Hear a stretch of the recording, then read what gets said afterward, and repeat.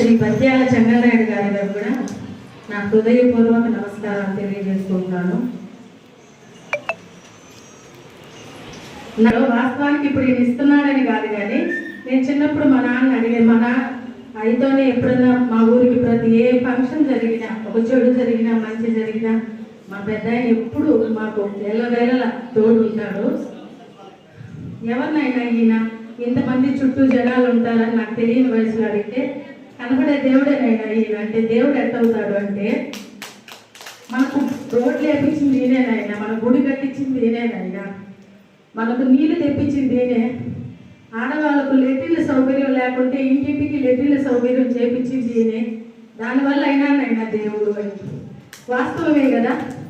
మరి కనిపించే దేవుళ్ళు, మనకు కనపడే దేవుళ్ళు మనకేం చేస్తున్నారు?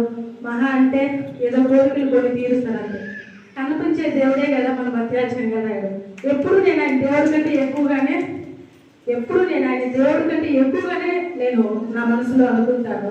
ఎందుకంటే మనకు మంచి చేసే వాళ్ళే మన వాళ్ళు.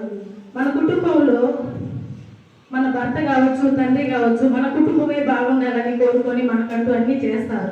అంటే అన్ని పనులు వాళ్ళు అహర్నిశలు పనిచేసి మనకు అన్నీ తెచ్చించి మనం బాగా తిని బాగుండాలని. కానీ ఆయన ఎవరికి అన్ని మండలాలలో, ఆయన చుట్టుపక్కల మండలాలలో అందరికీ చేదోడు వదోడుగానే ఉంటారు. గుడి కానివ్వండి, బడి కానివ్వండి, నీళ్లు కానివ్వండి, ప్రతి ఒక్కటి ఇది లేదు అనుకున్నా పై స్థాయిలో కొట్లాడైనా సగం డబ్బు ఆయననే వేసుకొని సొంత డబ్బు చేస్తారు. ఏమో చేస్తారని ఇట్లాంటి పనులండి మన పద్యాలు కాదు తప్ప. చెప్పండి, గట్టిగా కొట్టండి చప్పట్లు. అడిగిలాగా కొట్టాలి, అవి అర్థమవుతుందని నేను చెప్పేది. చెప్పండి, ఇప్పుడు మనకి లేవు, మన వాళ్ళు ఎవరైనా వచ్చి మంచి నీళ్ళు తాగినారని అడుగుతున్నారా? కానీ ఆయన ఎందుకు వచ్చి మనకు చేస్తున్నాడు ఇంత మంచి పనులు? చెప్పండి. కాబట్టి మన ఆయన అందరి గురించి నాకు తెలియదేమో, కానీ నా ఆయుష్ కూడా ఆయనకే పోసుకోవాలి. నా పిల్లల భవిష్యత్తు కూడా ఆయనని నేను కోరుకుంటున్నాను. ఎప్పటికీ ఆయన కుటుంబం, ఆయనకు సంబంధించిన ప్రతి ఒక్కరూ సంతోషంగా ఉండాలని కోరుకుంటారు. తల్లిదండ్రులు ఈ కాలం ఎవరు గౌరవిస్తున్నారు? ఏ ఫంక్షన్లో చూడండి ప్రతి మాట తల్లిని తండ్రినే ఉండదు అని చెప్పేది. తండ్రిని గౌరవించే ప్రతి ఆయన్ని చూసి నేర్చుకోవాలి. వాస్తవానికి చెప్పాలంటే తల్లిదండ్రి గురించి ఎన్ని చెప్తారంటే, గుళ్ళు కట్టిమని చెప్పినాడు మా నాన్న నాకు. ఇప్పటికి 100 గుడి నేను కట్టించినాను.